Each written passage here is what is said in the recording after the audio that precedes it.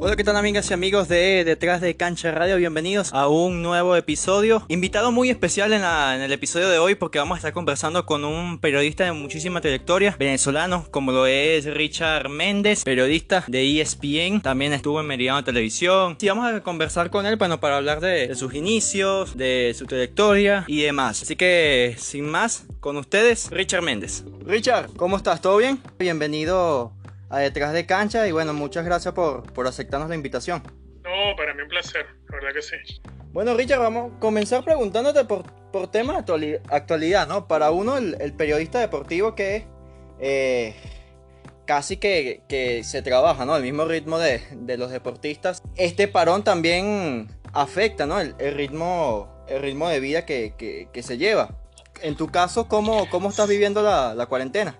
Bueno, trabajando desde la casa, pero como bien lo dices, se trabaja mucho menos, muchísimo menos, porque parte de mi trabajo del día a día es narrar partidos de fútbol. Si no hay fútbol, no tengo partidos que narrar. También no se genera noticias cuando no hay actividad en los deportes. Entonces, lo estamos aprovechando haciendo cosas desde la casa, alguno que otro análisis, pero llega un momento que los análisis también se te agotan porque no hay actividad, aprovechando para hacer entrevistas, aprovechando para disfrutar la familia. Creo que es lo más importante que podemos concluir de todo esto y bueno, esperar, porque este es un partido que hay que ganar desde la casa, ¿no? Hay que jugar a lo cholo, hay que jugar encerrado para poder ganar este partido, ¿no? Así es. Y Richard, ¿tú siempre quisiste ser periodista? Bueno, quise ser futbolista. Futbolista sí quise ser. Arquero, ¿no? Era muy malo. Sí, pero era muy malo.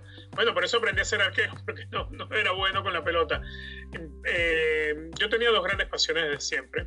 Una, el fútbol, y otra, yo quería ser como, no sé, como James Cameron, como Dino De Laurenti, como George Lucas, yo quería ser productor y director de cine. Ese era mi gran sueño, aparte de toda la pasión que llevaba en el fútbol. Al final de cuentas, una cosa fue llevando a la otra y hoy ejerzo las dos. Claro, quizá no a nivel cinematográfico y no en el rol que quisiera, pero sí en la producción, sí metido en los medios de comunicación y por supuesto incorporándome a las nuevas ideas, como el tema de los podcasts, todo este tipo de cosas, así como la comunicación vía redes sociales. Y por supuesto eso lo logro llevar bien junto con la televisión, pero siempre vinculado al fútbol, que es la otra gran pasión. Fíjate, eso de que querías ser... que querías trabajar en el ámbito del cine, no lo sabía. Bueno, llegué a hacer incluso un par de cortometrajes. ¿Ah, sí? Cuando estudiaba en la Escuela de Cine y Televisión en la Castellana, que era propiedad de María Cristina Capriles. Yo en el año 92 hice un cortometraje llamado Cruz de Navajas. Duraba, no sé, 6 o 7 minutos, algo así. Y después otro que hice un par de años después llamado Mal Golpe. Pero son... Claro, proyectos nada profesionales, pero formaron parte de aquella ilusión, aquel sueño de hacer cosas, ¿no? Claro, igualito eso queda también el gusto propio de, por lo menos el tipo de película. Me nombrabas a George Lucas, James Cameron y bueno, mucha ciencia ficción allí. Sí, claro. A ver, George Lucas, bueno, todo lo que hizo con Guerra de las Galaxias, yo de hecho soy fanático de Guerra de las Galaxias, me podría calificar así.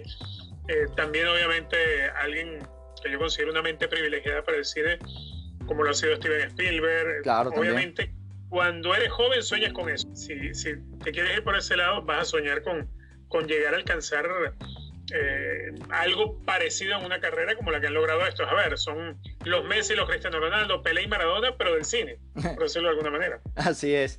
¿Y te gustó la última trilogía de la Guerra de las Galaxias?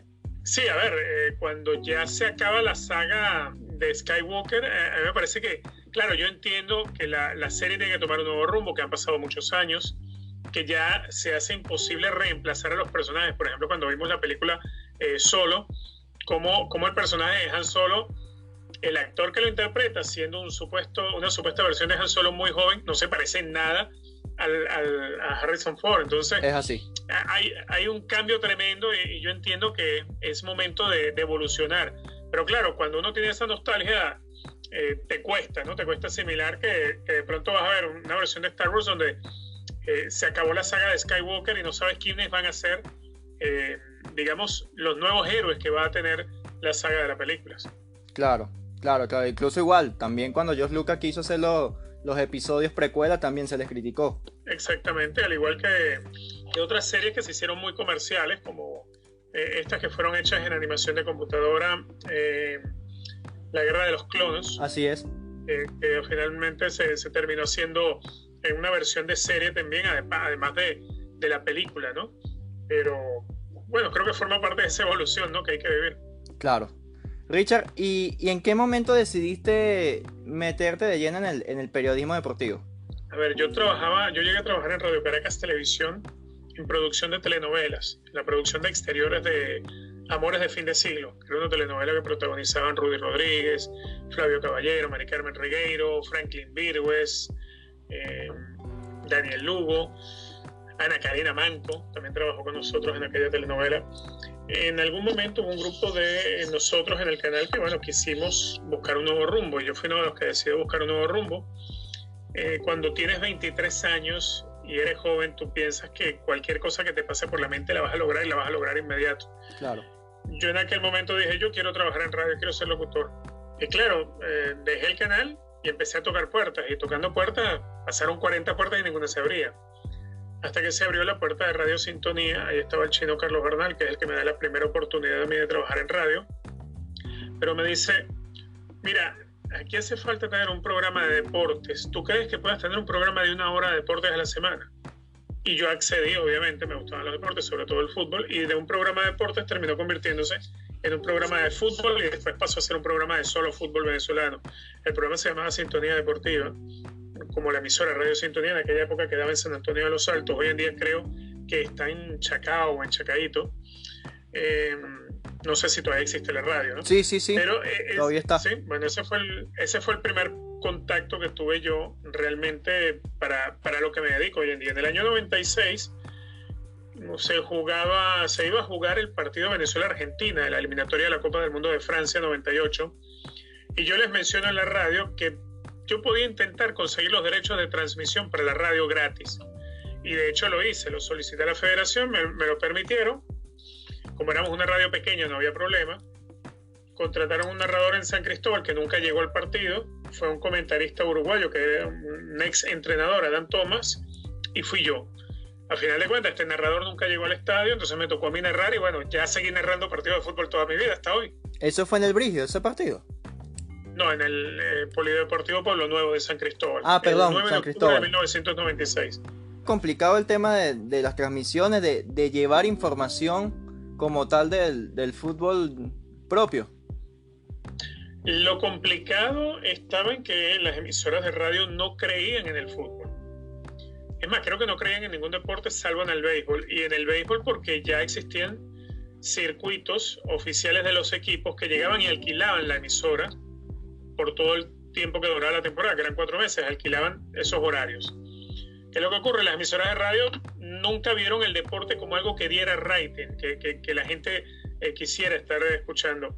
Siempre esa frase que en algún momento prácticamente se institucionalizó en Venezuela, aquello que decía, el deporte no da rating. Bueno, el béisbol era el que de pronto gozaba de esa ventaja durante la temporada de béisbol, pero nada más. El fútbol tenía que competir con las carreras de caballos.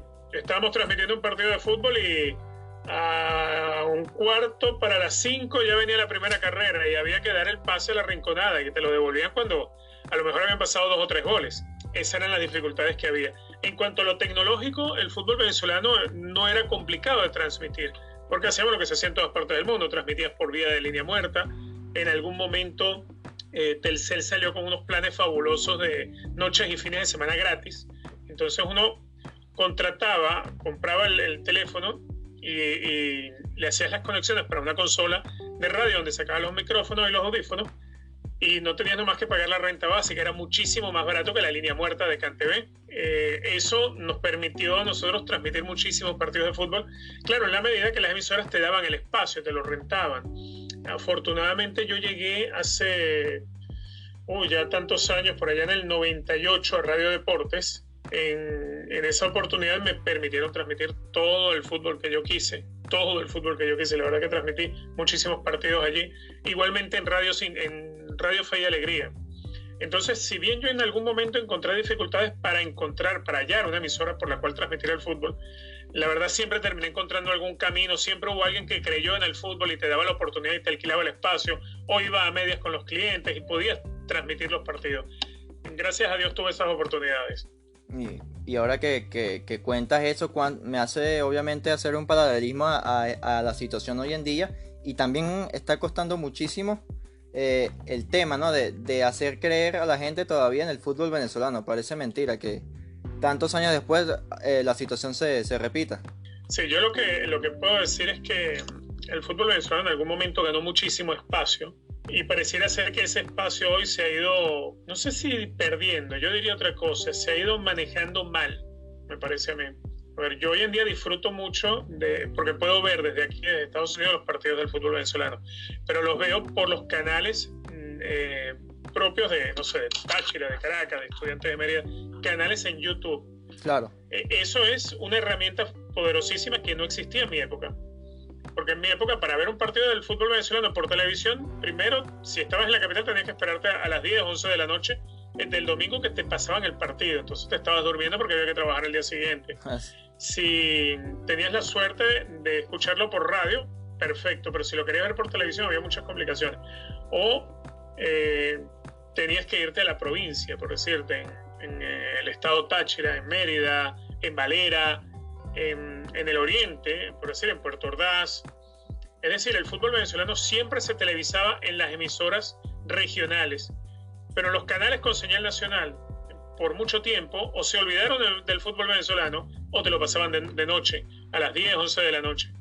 Entonces, afortunadamente, eso llegó un momento que cambió. Hoy en día sí se dan las transmisiones televisivas, a veces no con la frecuencia que uno quisiera verlas, pero bueno, afortunadamente la tecnología hoy en día le da una mano a los equipos y les permite hacer sus partidos vía streaming por canales de YouTube, y es una forma en la que los que queremos seguir en contacto con el fútbol venezolano podemos disfrutarlo. Es así. ¿Y siempre fuiste aficionado del Deportivo Táchira? A ver, cuando chico, mi padre había sido directivo del Canarias. Okay. Y sí había obviamente sentimiento hacia el Canarias porque era un equipo que incluso jugó en Copa Libertadores. El equipo descendió y posteriormente desapareció, y siendo yo todavía muy joven, Táchira ya era un equipo grande, reconocido en el fútbol venezolano, incluso un equipo que participaba en Copa Libertadores o el Atlético San Cristóbal. Y aunque yo vivía en Los Teques y muy cercano a la capital, en Caracas los equipos profesionales no estaban. Caracas no existía como club profesional, era un equipo amateur. Los equipos que estaban en la capital eran el Galicia, con el cual yo no tenía ningún tipo de nexo, porque Galicia representaba, por decir de algún modo, a la colonia gallega. Claro. Yo soy hijo de canarios, entonces, digamos, de haber estado el Canarias todavía presente, yo me hubiese identificado, si era identificarme con alguno de los equipos de colonia, iba a ser el Canarias y no con el Galicia. Estaba el Italia, creo que una época estuvo el Portugués jugando también en Caracas, pero no había un club original de la ciudad, realmente, sino los clubes de colonia. Claro. Táchira ya era un equipo grande, me acuerdo que tenía jugadores, por decir, de la talla de Laureano Jaimes, Zorra Brito, Cafuringa, bueno, jugadorazo, que pasaron aquella época por el Táchira. Sí. Y me gustaba ver jugar a Táchira, y claro, después también era un equipo que vino de la fusión de la Unión Atlético Táchira con el Atlético San Cristóbal, que Atlético San Cristóbal fue el último equipo venezolano que llegó a semifinales de Copa Libertadores. Correcto. Entonces, obviamente, uno en aquel momento veía eso como una institución grande. Cuando se fusionan, obviamente, ¿a quién iba a apostar, siendo todavía muy joven? Al equipo ganador, al equipo que representaba al país bien internacionalmente. Un lugar que hoy en día creo que lo ha ido ocupando más el Caracas, por lo que viene haciendo en el presente en la Copa Libertadores, por ejemplo. Ahora, retomando lo de tu trayectoria, después que sales de Caracas, entonces pasas por diversas emisoras. ¿Y cuándo se da tu llegada a Meridiano Televisión? Llego a Meridiano Televisión en octubre del año 2000. Yo había hecho ya un mundialito en Televen, pero estaba en radio, efectivamente, trabajando en el circuito radial del Deportivo Talchacao, que hoy en día es el Petare. Correcto. Era narrador oficial de ellos. Así. Estábamos en aquella época, creo que en Radio Fe y Alegría, o en Radio Metropolitana, no recuerdo cuál de las emisoras. Si era Metropolitana, creo que ya no existe Radio Metropolitana, porque creo que es una emisora que se quedó sin sin licencia. Y si era Radio Fe y Alegría, creo que todavía existe la cadena Fe y Alegría. Bueno, con una de las dos en aquella época. También trabajaba en un periódico deportivo, se llamaba Torneo. Y me llega una invitación para hacer un casting a Meridiano Televisión porque les hacía falta un narrador. Lo que pasaba era que Alex Candal se iba a ir para España. Ok. Y entonces se abría la posibilidad de contratar un narrador. Hicieron casting y tuve la bendición de quedar. Entonces, digamos, ese fue mi regreso a la televisión porque en Televen estuve muy poco tiempo haciendo un mundialito nada más. Entonces, aquel mundialito fue en el 99, fíjate, pasó casi un año, un poco más de un año, creo, del 98 fue el mundialito. Del 98 al 2000. Del 2000 empiezo en Meridiano Televisión y estoy hasta el 2006. Correcto. Un lugar donde pude desarrollar y mucho aquello que había aprendido en la Escuela de Cine y Televisión, por ejemplo, porque era un canal que no tenía mucho dinero, que no tenía recursos, pero que había libertad para las ideas y podías hacer mucho. Ay. Nunca te decían, no intentes hacer algo. Te daban cancha libre para intentarlo. No, y que está empezando Meridiano. Meridiano creo que lo fundan en el 98, creo que es la cosa, ¿no? Seguramente, por ahí, 98, 97 habrá sido, Sí. No sé. De hecho, yo no tenía Meridiano en mi casa porque Meridiano llegaba por UHF, pero no se veía en donde yo vivía. No llegaba ahí la señal de Meridiano. Yo vivía en aquel momento en San Antonio de los Altos. Y cuando empiezo a trabajar en Meridiano es que yo contrato otra compañía diferente de cable a la que tenía para poder tener a Meridiano. Claro. Para poder saber, para poderme ver cuando yo saliera en televisión. Claro, claro. ¿Y es en Meridiano ya coincides con María Alexandra Azar o ya habías coincidido con ella en Televen? En Televen había coincidido con ella. Ella, de hecho, es la que me hace el contrato en Televen, después de que yo apruebo, obviamente, un casting para aquel mundialito. Y después, bueno, al tiempo que ya yo tenía en Meridiano, yo creo que sobre el último año y medio que yo estuve en Meridiano, llegó María Alexandra Sara. Ah, ok. Entiendo. Entonces ya nos conocíamos y muy bien. Y obviamente trabajas mucho mejor cuando hay gente tan profesional como ella y gente que conoces del medio, ¿no? Claro. En Meridiano, bueno, tuviste la oportunidad de estar en Tercer Tiempo. También tuviste En la Cancha, otro programa que es muy recordado. Sí, sobre todo yo lo recuerdo muchísimo porque En la Cancha fue un proyecto que yo siempre tuve. Y claro, había que encontrar la oportunidad y el momento adecuado para ofrecérselo a Meridiano. Y se dio por allí En la Cancha. Hicimos cerca de 300 o 300 y tantos programas.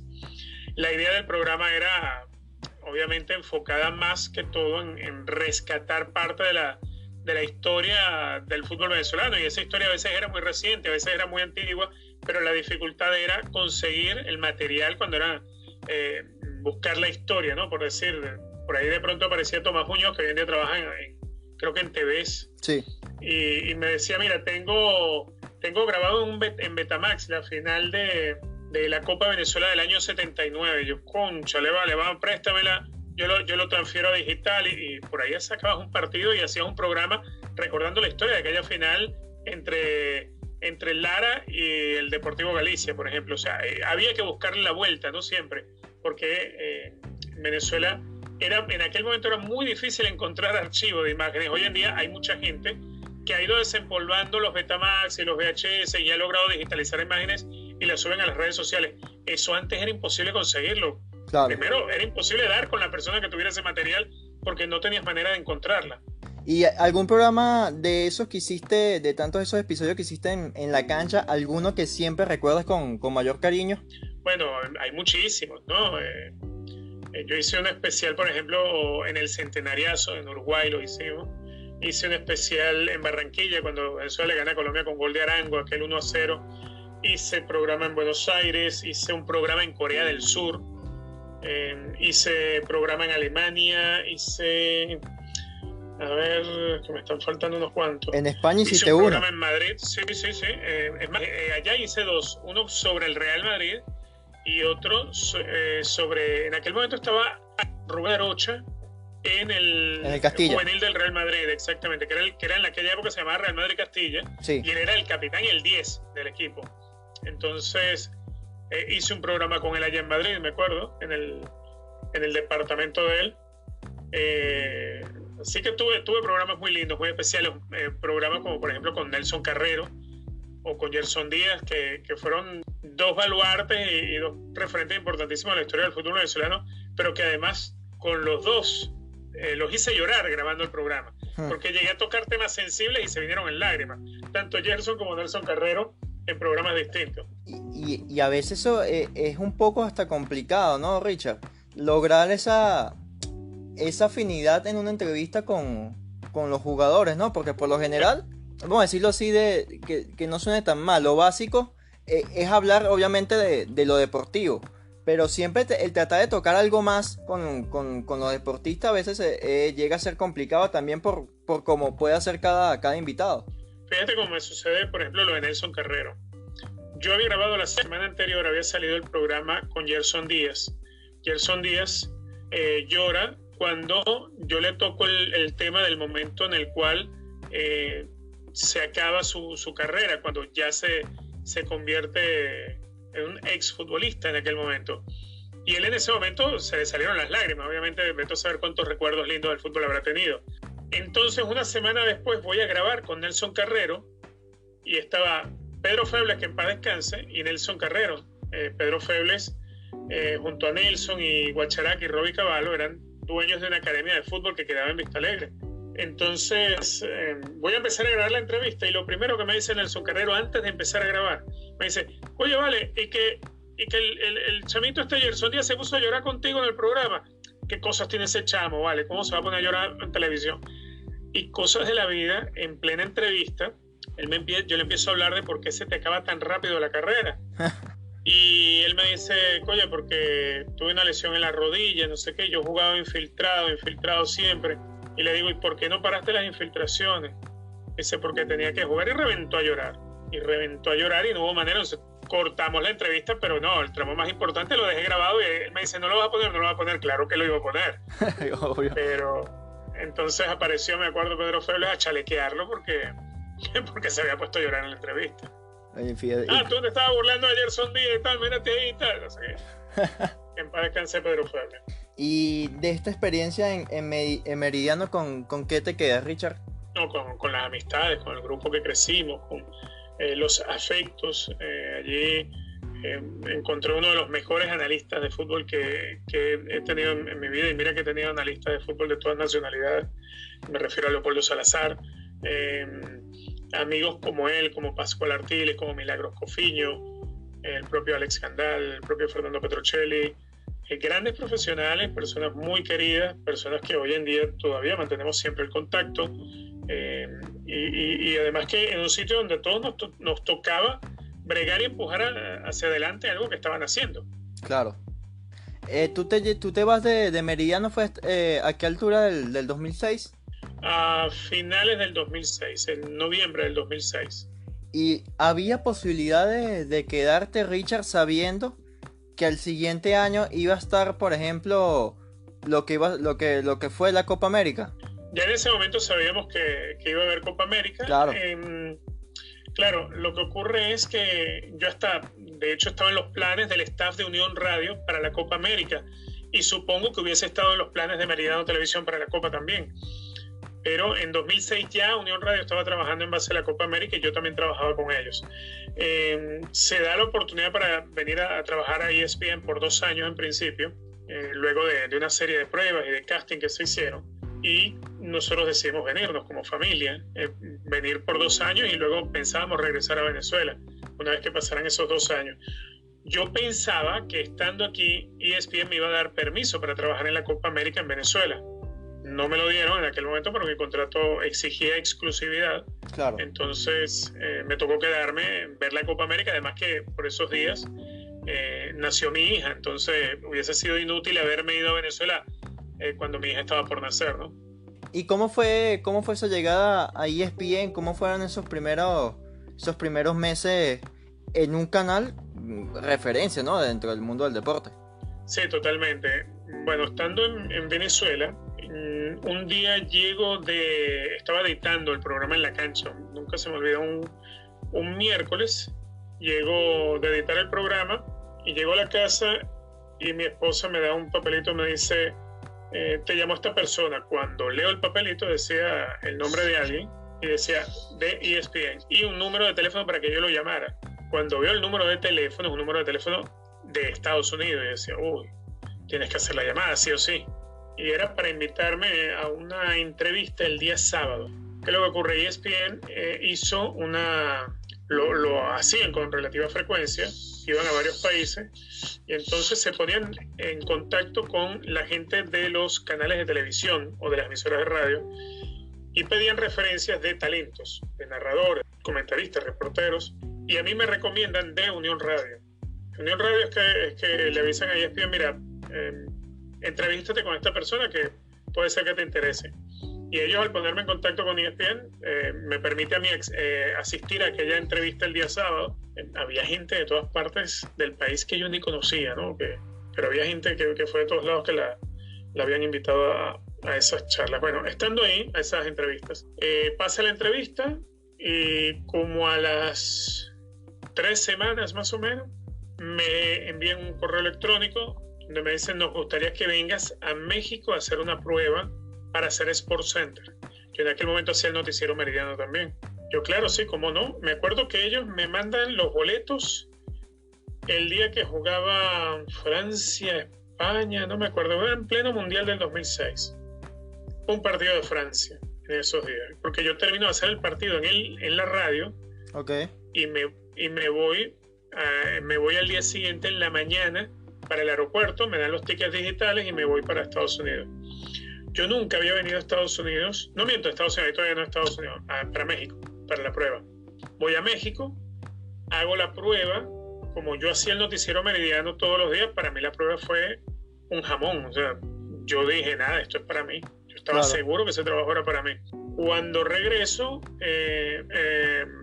entre las personas que habían ido preseleccionadas estaba Tony Kerky, y Tony Kerky queda en SportsCenter en aquel momento, le hacen la oferta a él, que era muy bueno, es muy bueno. Claro. Entonces, claro, ellos me avisan, me mandan un email, me dicen, bueno, ya tomamos una decisión, gracias por haber participado, o sea, como diciendo, bueno, ya no eres tú la persona, pero gracias por haber venido. Y en aquel momento me sentí muy decepcionado, ¿no? Porque, claro, me hice muchas ilusiones porque yo sentí que me había quedado maravilloso la versión que hice de SportsCenter. A las 2 o 3 semanas después me llaman nuevamente, pero por teléfono ya de Estados Unidos, me preguntan si tenía visa de turista. Casualmente yo tenía visa de turista, pero nunca había ido a Estados Unidos. Cuando yo fui a hacer en la cancha en Corea del Sur, necesitaba sacar una visa de turista porque el vuelo originalmente era de Caracas a Los Ángeles y de Los Ángeles por la costa oeste llegar hasta Corea del Sur. Okay. Algo pasó que los boletos para ir a Corea del Sur no se hicieron por Estados Unidos, sino por Alemania, por Frankfurt. Pero yo ya tenía la cita para aplicar para la visa americana en la embajada, así que fui, me aprobaron la visa y me la dieron, me la pusieron en el pasaporte. Y entonces, tener la visa de turista, que la había sacado unos meses antes, me sirvió a mí para poder venir aquí a probarme, porque si no hubiese tenido visa, simplemente no hubiese conseguido este trabajo que tengo ahora. Okay. Hice la prueba, hice el casting, y de entre todas las personas que hicieron el casting, el que resultó siendo contratado fui yo. Así que cuando las cosas Dios te las tiene encaminadas, pues te van a salir sí o sí. Es así. Y bueno, tiempo después, ya cerca de 14 años, ¿no? En ESPN. Sí, gracias a Dios, 14 años. Habíamos venido por 2 y al final de cuentas nos quedamos. Hemos logrado adaptarnos a este país. Mis hijos les encanta vivir acá. Y claro, la otra es que uno está con aquel eterno extrañar a Venezuela, extrañar tus recuerdos, extrañar los afectos. Sufres a Venezuela a la distancia y la lloras y la piensas todos los días. Richard, es verdad, porque no sé, yo no sé si, creo que no te acuerdas, pero yo casualmente he logrado conversar contigo un par de oportunidades antes. Pero yo trabajé con Leopoldo en Meridiano, fui su productor. Y él una vez me confesó que tú le habías dicho para irte, para que se fuera contigo a ESPN. Y él, bueno, prefirió quedarse por el tema de la Copa América. Por eso te hacía la pregunta. Bueno, yo a él lo recomendé, ciertamente, porque, como te dije, es una de las personas más brillantes que he conocido como comentarista.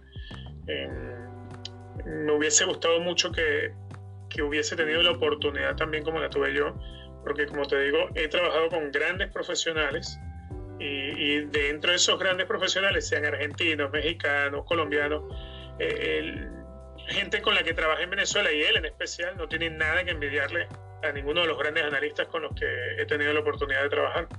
Es así, comparto tu opinión. Y Richard, ¿cómo calificarías esta etapa, ¿no? que has tenido en ESPN, que bueno, que has pasado por varios programas también, tanto en televisión como lo que es ESPN Radio? A ver, un aprendizaje, sí, es un aprendizaje constante. Yo creo que uno tiene que asumir los roles, las asignaciones que te pone Dios en la vida.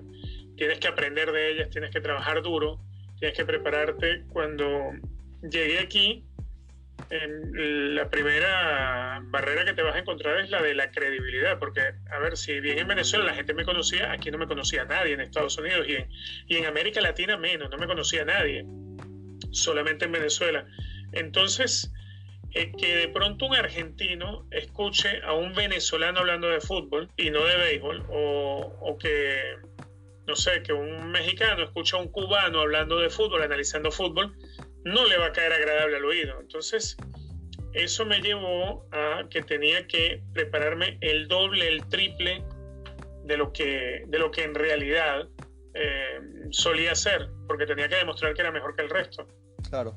Esa experiencia propiamente, ¿no? De estar en un programa muy visto, como lo es Fuera de Juego, que incluso ahora se expande, ¿no? Ahora Fuera de Juego tiene esa modalidad de a veces salir fuera de los Estados Unidos e ir hacia otros países. Sí, afortunadamente, y claro, estar con presencia importante en el mercado es importantísimo, ¿no? Porque te permite crecer también en Centroamérica, por ejemplo, en Sudamérica, en otros sitios donde por años no estaba. Claro. Richard, ahora desde la óptica del periodismo deportivo, obviamente sin caer en señalar a nadie, ¿no? Pero el tema de los egos en los periodistas deportivos, ¿fue algo que has podido vivir de cerca, por lo menos en una cadena como ESPN? No, claro, eso existe. Es más, cuando yo llegué aquí yo pensé que no iba a lidiar con ese problema, pero sí, eso existe. Y creo que todo el que trabaja en televisión frente a una cámara necesita tenerlo. Creo que el ego es algo que te obliga también a luchar, en cierto modo, porque el ego te carga de mucha autoestima. El tema es cuando el ego es ofensivo y arrogante hacia las demás personas. Ahí es donde el tema cambia, ¿no? Pero yo creo que el ego es algo que hay que saber domar. Creo que eso es una de las cosas que hay que aprender también, ¿no? Claro. En todo ese proceso en el que has estado en los Estados Unidos, has podido también ver crecer una liga como es la MLS, ver también obviamente el rendimiento de grandes futbolistas que antes estuvieron, o sea, que antes a estos tiempos estuvieron allí en la Liga de los Estados Unidos. ¿Cómo valoras ese crecimiento propio del fútbol estadounidense? Mira, yo creo que como proyecto es algo tremendo. Muchas ligas deberían copiar lo que sucede acá, con sus errores, pero si algo han demostrado es que ellos han aprendido de los errores. Ellos hoy en día tienen una liga que, si bien no se va a convertir en la liga española o la italiana, porque es imposible, ni siquiera la alemana ni la inglesa, sí se va a convertir en una liga referente de este lado del mundo. Está entre los 5 primeros campeonatos en cuanto a niveles de asistencia, por ejemplo. Ya no traen tanto jugador a punto de retirarse, sino traen jugadores que pueden seguir rindiendo, que eso ayuda a enriquecer la liga. Aquí los equipos todos generan dinero. Aquí no hay equipos que le deban plata a sus jugadores, que eso es muy difícil decirlo en Latinoamérica. Sí. Incluso en España, en Italia hay equipos que no pueden con esas cargas económicas. También la liga ha empezado a convertirse en esa especie de liga trampolín, es decir, vende jugadores para Europa, como el caso de Miguel Almirón, por ejemplo. Así es. O cuando salió Josie Altidore, bueno, los que han ido saliendo en los últimos tiempos y han llegado a Europa. Entonces eso te demuestra que la liga está bien pensada, está funcionando bien, más allá de que aquí hay cosas que no existen, como el descenso. Sí, es una liga propia que si hay más equipos se hace por expansión, como comenzó esta temporada, por ejemplo, con el Inter de Miami. Obviamente ver el crecimiento de jugadores venezolanos que han pasado por allí, me imagino que también llena de orgullo. Ah, no, claro, por supuesto. No solamente el venezolano que llegue a la Major League Soccer, o no, cualquier venezolano que logre salir al extranjero, para mí es motivo de orgullo. Obviamente cuando los tienes acá, cuando ves lo que hizo Joseph Martínez, más reciente Jefferson Savarino también, lo que viene logrando Giovanni Savarese, que es muy poco apreciado en Venezuela lamentablemente, pero Giovanni Savarese para mí es uno de los mejores entrenadores de fútbol que yo he conocido. Y no lo digo porque sea mi amigo, ni mucho menos, sino por la capacidad de la inteligencia y lo gran analista táctico que es. Creo que es una persona que en algún momento le llegará una oportunidad grande de dirigir. Bueno, ya el Swansea en algún momento le habló para decirle que ellos lo tienen considerado a futuro. Ojalá algún día Giovanni pueda tener la bendición de dirigir la selección de Venezuela. Creo que entra dentro de esa línea, ¿no? Así que siempre que veo a un compatriota triunfando me enorgullezco. Y sobre eso de Gianni a la selección, creo que para como se han venido manejando las cosas en el fútbol venezolano, y obviamente deseándole el mejor de los éxitos al entrenador que tome la selección, pero creo que podemos coincidir en que quizás el tiempo de Gianni debería venir un poco después, ¿no? Que quizás el candelero que había por la salida de Dudamel no era un panorama muy positivo, por así decirlo. Yo creo que todavía es un panorama que presenta demasiadas dudas, más dudas que respuestas. Todavía hay muchas asignaciones pendientes. Sí, y en ese caso, ¿cómo califica, bueno, ese nombramiento de José Peseiro? A ver, yo veo lo de José Peseiro, a todos nos sorprendió porque primero no era del que se hablaba, no era el que estaban intentando. Además. Obviamente Peseiro llega por otra vía, como cuando alguien viene entubado por otro lado o como gallo tapado. Pero bueno, es el que está, hay que apostar a que le vaya bien porque nosotros somos venezolanos. Yo quiero que le vaya bien y quiero que las cosas salgan. Creo que es lo mejor que puedo hacer.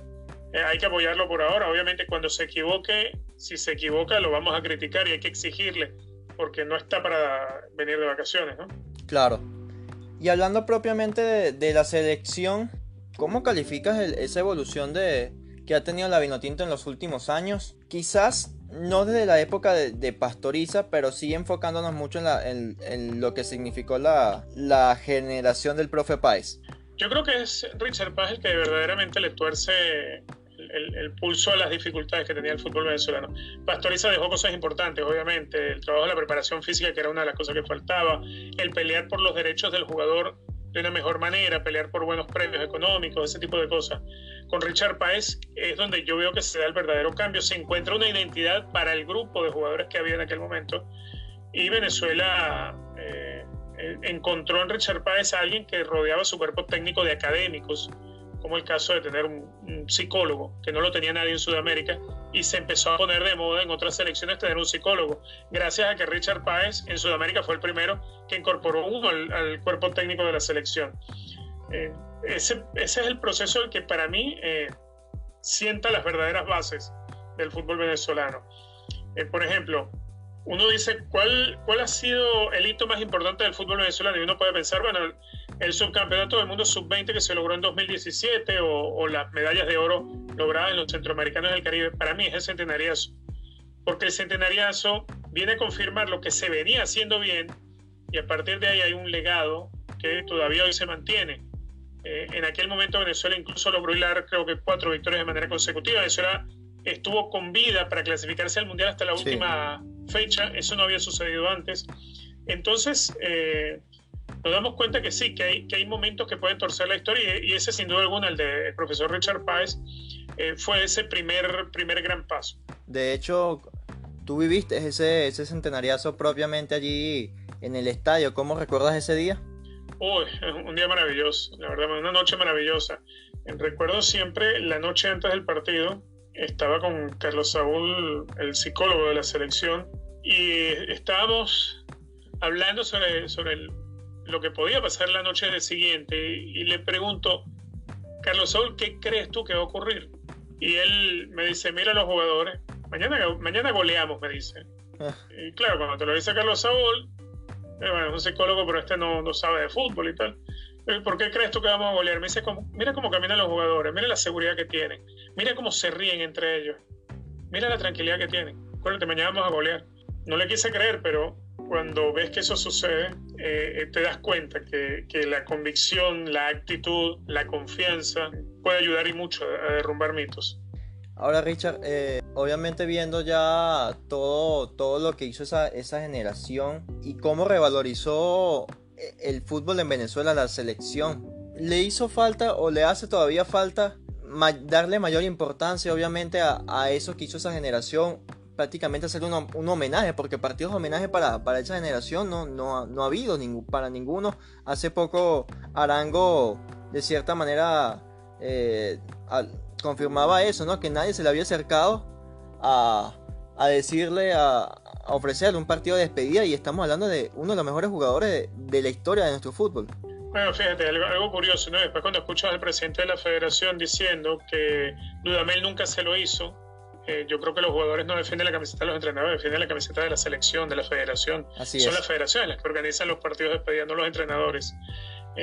Pero lamentablemente creo que es un problema que arrastramos nosotros en Venezuela, no solo ahora, creo que históricamente. Si tú agarras un libro de historia de los que hacen ahora o de los que hacían hace 20 años atrás, te darás cuenta que los libros de historia de Venezuela cuentan la historia político-militar.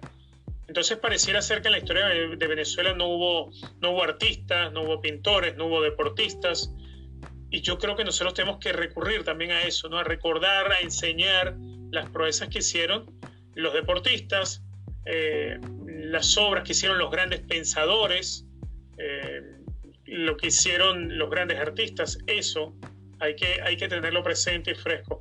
Un pueblo sin historia es un pueblo que no tiene memoria. Nosotros tenemos que buscar tener memoria de las cosas buenas también. Ahora, Richard, hablar del Dream Team. El otro día conversábamos con Fernando y él nos confesaba que el nombre salió de un grupo de WhatsApp. Sí, a ver, el nombre sale del grupo de WhatsApp. Nosotros habíamos intercambiado ideas de ese deseo de tener el programa. Originalmente era tener un programa en radio. El tema es que lo que yo le decía a los muchachos, bueno, pero Alex está en España, Fernando en Argentina y yo en Estados Unidos. Y un programa de radio, no sé si vamos a lograr tener el alcance de la gente que queremos. Entonces, estando en Brasil, nos reunimos en Copacabana, justamente una tarde que ellos estuvieron libres y yo estuve libre casi todo el día aquella vez en Brasil durante la Copa América.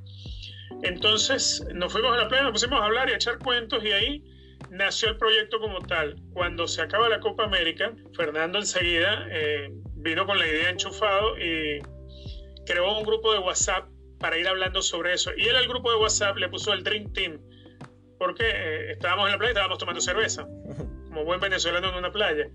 Y entonces por ahí sacó lo del Dream Team. Y entonces cuando él pregunta qué nombre quiere que le pongamos, porque yo digo, muchachos, tenemos que hacer un podcast que se puede ver online, no sé qué, pero ¿y qué nombre le ponemos? Digo, el Dream Team, como el WhatsApp, como el grupo, y así quedó. ¿Cómo defines lo que ha sido ese gran proyecto hasta ahora que ha dado muchísimo de qué hablar, sin duda? Sí, creo que en algunas cosas ha sido pionero. A ver, creo que nosotros tratamos de enfocar, si bien desde el ángulo periodístico, el fútbol, es hacerlo también como es el día a día después de un partido, ¿no? El día domingo, después de un partido de fútbol, por lo general la gente se reúne con una cerveza el domingo a hablar de fútbol o a discutir de fútbol, bien sea en un bar, bien sea en su casa, en la calle o en el mismo estadio. Y creo que eso es, ¿no? Y de ahí decidimos que, bueno, eso deberíamos llamarlo drinkear. Y bueno, vamos a ser medio fanáticos, medio comentaristas y analistas de fútbol. Y es lo que estamos haciendo. Entonces, creo que en esa forma de llevar el podcast, tal vez hasta terminamos siendo pioneros. No sé si había algún podcast de ese estilo, pero hoy en día han surgido montones, ¿no? Y claro, siempre con el buen humor de por medio, porque de eso se trata, ¿no? No el tema de lo serio. Claro. Ahora, Richard, ese episodio que vivieron con José Peseiro, ¿ya te había ocurrido algo similar con anterioridad? Jamás en la vida había sido objeto de la censura. Yo jamás, la verdad. Y creo que ni Alex ni Petro, ¿no? Jamás. Lo lamento muchísimo, porque eso ya cambió mi forma de ver a Peseiro de aquí en adelante. Te explico. Yo había solicitado, porque yo era el que me ocupé de la gestión, la entrevista la solicité ante la federación el mismo día que lo presentan a Peseiro. La solicité. No me daban respuesta. Seguí insistiendo, seguían sin darme respuesta. Entonces, al ver que Peseiro había aparecido ya en 2 canales de televisión de Venezuela, creamos claro, lo hicimos siempre dentro del buen humor, creamos el rap Peseiro, entonces una canción Peseiro en el programa y tal y qué sé yo. Claro, cuando finalmente me habla la gente del departamento de prensa de la Federación Venezolana de Fútbol y me dice, la entrevista está autorizada, comunícate con el profesor Peseiro. Perfecto, me comunico con Peseiro, todo perfecto, con mucha educación y buena disposición de parte suya con nosotros. Claro. Y quedamos... el viernes, por decir, el viernes fue el último día que hablábamos, estuvimos hablando toda esa semana y el programa lo íbamos a grabar el lunes. De acuerdo. El día sábado, que nosotros en las redes sociales del Dream Team sacamos la promoción del programa y fue bastante ruidosa por lo que veo, claro. Porque además la gente apoyó la etiqueta, Peseiro este Drinkeiro y todo aquello. Sí. El sábado en la tarde-noche me avisan del departamento de prensa de la Federación que la entrevista ya no puede ir. Pregunto por qué, y la razón que me dan en aquel momento me dice, es que creíamos que ustedes iban a ser un medio del extranjero. ¿Cómo que un medio del extranjero? Sí. Fernando está en Argentina, Alex en España y yo en Estados Unidos. Obviamente que estamos en el extranjero. ¿Cuál es el verdadero motivo? Le vuelvo a preguntar y no me respondieron. Traté de conversar con el presidente de la Federación, con el ingeniero Jesús Berardinelli. Le escribí varias veces, no me respondió, aunque leyó los mensajes, pidiéndole alguna explicación o que se nos permitiera atender a Peseiro. Y después, el día lunes, yo, bueno, mira, vamos a intentar a ver si Peseiro me va a atender. Claro. Uno pensaba que Peseiro podía hacer lo que debió haber hecho. Era un acto de rebeldía, o sea, no te pueden censurar, ¿entiendes? Bueno, y Peseiro se dejó censurar. Me mandó, cuando le escribí ese día que íbamos a hacer la entrevista, una hora antes, me dice, por favor, arréglate con la Federación. O sea, yo le digo, gracias, profesor, entiendo que no es su responsabilidad, no es su culpa. Muchas gracias, saludos. Ese día obviamente no pudimos tener a Peseiro, pero a mí ya la imagen que me queda de él, si en algún momento hablábamos de Sampaoli, hablábamos de Pekerman, ¿entiendes? O el mismo Dudamel. Claro. Ninguno de esos técnicos, César Farías, Richard Páez, no hubiesen aceptado jamás que un director técnico, que un presidente, una directiva, un directivo de una federación le prohibiera atender a un periodista o a un medio de comunicación. Y más todavía una vez habiendo programado la entrevista. Claro. Yo me imagino Peseiro estaría con la cara que se le cae de vergüenza, aunque no me la pudo ver. El podcast, afortunadamente, no solamente lo escuchan los directivos de la federación, lo escuchan muchos jugadores de la selección. Entonces, cuando ven que esto pasa, para el jugador queda la sensación de que el técnico va a ser manipulado por la directiva de la federación. Eso es así. Entonces, claro, para mí fue muy duro porque jamás he sido objeto de la censura. Jamás. Ni en Venezuela, ni aquí donde estoy actualmente, nunca había sido censurado. Y que me censuren por criticar las cosas que se hacen mal o denunciar lo que se hace mal en el fútbol venezolano. Creo que más bien eso debería ayudar a la federación a evitar que las cosas malas sigan pasando en el fútbol venezolano. No asumirlo como, bueno, si dicen cosas malas que ocurren en el fútbol venezolano, si las denuncian, es mejor callar al mensajero y con eso creen que callan el mensaje, y el mensaje va a seguir estando, porque las cosas siguen estando mal, porque hay jugadores que les deben 7 meses en sus equipos, y lo vamos a seguir diciendo, porque creo que el día que el periodista deje de informar, pues ya dejó de ser periodista para convertirse en palangrista, en alguien que hace publicidad, y para eso eso por lo menos no es con nosotros, no va con nosotros. ¿Algún consejo que le puedas dar a las generaciones futuras en cuanto al periodismo? Bueno, yo básicamente diría 2 cosas, ¿no?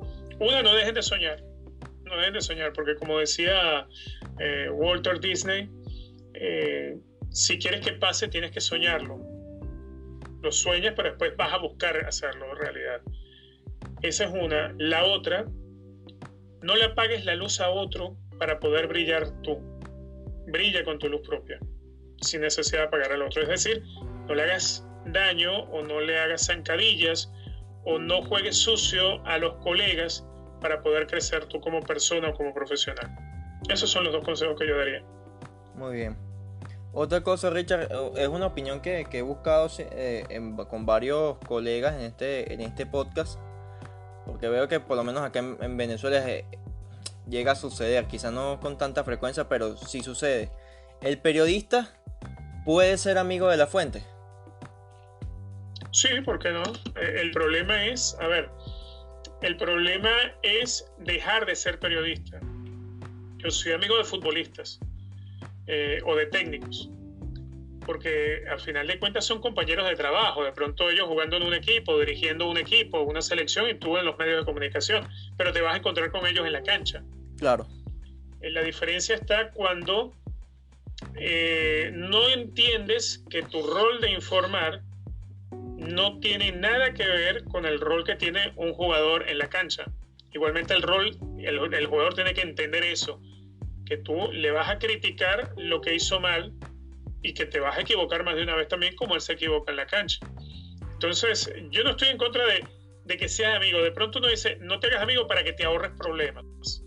Pero definitivamente no es cuestión de no ser amigo, es cuestión de saber y tener claro los roles, tanto el jugador como el técnico. Muy bien. Y el periodista. Claro. Richard, y si no te hubieses dedicado a cubrir fútbol, ¿qué otra disciplina te hubiese gustado dedicarte? Bueno, a mí me gustan mucho otros deportes también, como el tenis, por ejemplo, me encanta. No, pero no, sin duda alguna la pasión es el fútbol. Creo que de no haber estado trabajando en el fútbol hubiese estado empeñado en producir y dirigir cine y televisión. Está bien. Richard, que uno puede ver, que uno puede escuchar, ¿es igual al mismo Richard Méndez que puede hacer en el día a día? ¿O hay alguna diferencia?